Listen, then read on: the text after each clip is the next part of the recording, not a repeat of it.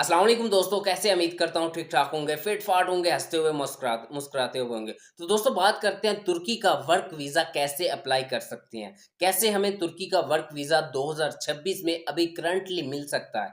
क्या हम खुद अप्लाई करें तो तब मिलता है? या हम एजेंट के थ्रू भी वर्क वीज़ा ले सकते हैं? या फिर हमें क्या तरीका चाहिए? आज इसी के ऊपर डिटेल के साथ वीडियो आपके साथ शेयर करूँगा। एक-एक नुक्ता आपने अच्छे से जो है वो देखना है ताकि आपको समझ आ जाए। एक-एक पॉइंट आपने अच्छे से नोट नोट करना है अगर आप तुर्की जाना चाहते हैं। तुर्की का वीज़ा अरब मुल्क या खलीजी ममालिक उनसे डिफरेंट होता है। ठीक है ना? जिस तरह आप सऊदीया, दुबई कतर, बहरीन इन मुल्कों का आप वर्क वीज़ा किसी एजेंट के थ्रू आप हासिल कर सकते हैं ना, तुर्की का वीज़ा जो है वो इससे डिफरेंट है। ठीक है ना? आपको ये भी बताऊँगा कि आपने अपने लाखों रुपए ज़ाया नहीं करने। लाखों रुपए के साथ आपने अपना टाइम भी बर्बाद नहीं करना। सिर्फ़ अगर आप तुर्की जाना चाहते हैं मैं खुद 5 साल तुर्की रहा हूँ। मैं इस चीज़ के साथ भी आपको बताऊँगा कि तुर्की का वीज़ा जो है वो कैसे हासिल करते हैं, कौन-कौन से डॉक्यूमेंट आपको रिक्वायर्ड होती हैं और वीज़ा आपको कैसे मिलता है। लेट्स स्टार्ट आगे बढ़ते हैं वीडियो को लाइक करें, चैनल को सब्सक्राइब करें और आगे बढ़ते हैं। Let's start. सबसे पहले आपको जॉब के लिए अप्लाई करना पड़ता है टर्की की किसी भी कंपनी में, ठीक है ना? या अगर आपका कोई तुर्किश शहरी आपका जानने वाला है तो उसके ज़रिए आप जो है वो वीज़ा वहाँ से मंगवा सकते हैं। अदर ऑल आप जो है वो वीज़ा किसी बंदे से मतलब तुर्की के तुर्की के अलावा किसी बंदे से आप वीज़ा नहीं हासिल तुर्की का एम्प्लॉयी होना चाहिए, तुर्की का शहरी होना चाहिए, तुर्की का सिटीज़न होना चाहिए, तभी आपको वर्क वीज़ा, वर्क परमिट मिल सकता है। इसके पीछे की क्या वजह है? आप किसी एजेंट से वीज़ा हासिल कर सकते हैं। क्या आपको कोई एजेंट वर्क वीज़ा दे सकता है? इसके ऊपर भी आगे जाकर आपको बताता हूँ। सबसे पहले अगर आप वर्क वीज़े के लिए अप्लाई करते हैं तो आपको डॉक्यूमेंट्स कौन-कौन से चाहिए होते हैं? आप जॉब अप्लाई करते हैं किसी कंपनी के थ्रू, किसी कंपनी के अंदर आप अप्लाई करते हैं।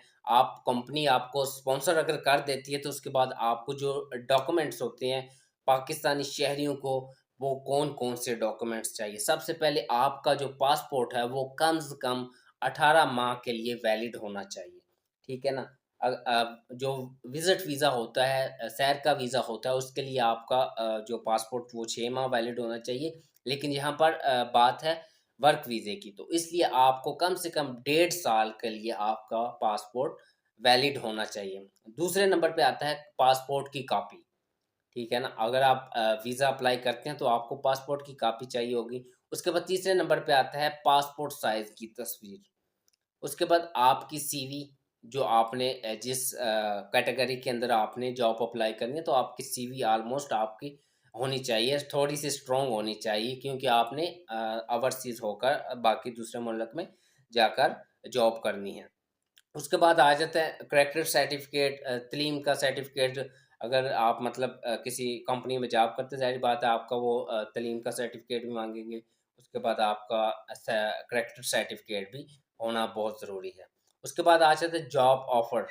जॉब ऑफ़र होना ज़रूरी है, कॉन्ट्रैक्ट होना ज़रूरी है, ठीक है ना? उसके बाद आ जाता है नंबर 6 के ऊपर जो आएगा वो है फ़ॉर्म। दरख़्वास्त का जो फ़ॉर्म है ना वो आपका जो वीज़ा फ़ॉर्म होता है, वो नंबर 6 के ऊपर आएगा।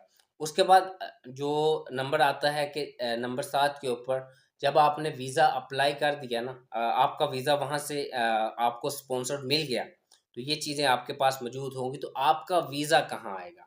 ये बात बहुत चीज़ है ना जानने वाली।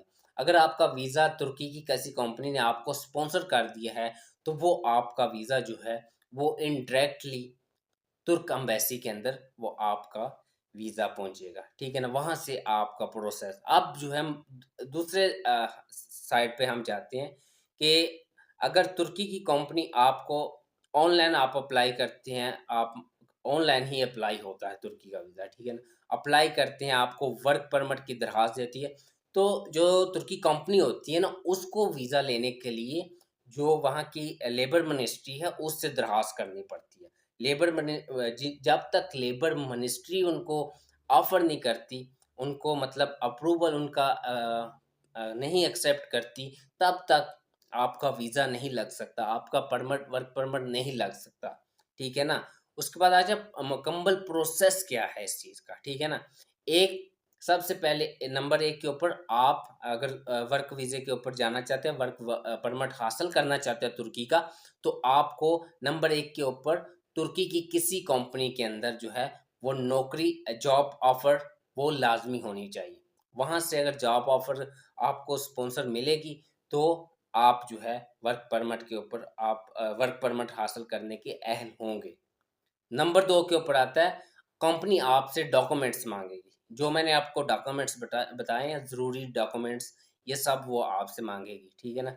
नंबर 3 के ऊपर जो आएगा मंज़ूरी के बाद, जब मिनिस्ट्री से मंज़ूरी होती है ना, उसके बाद आपका जो वीज़ा है, वो डायरेक्टली जाएगा एम्बेसी के अंदर।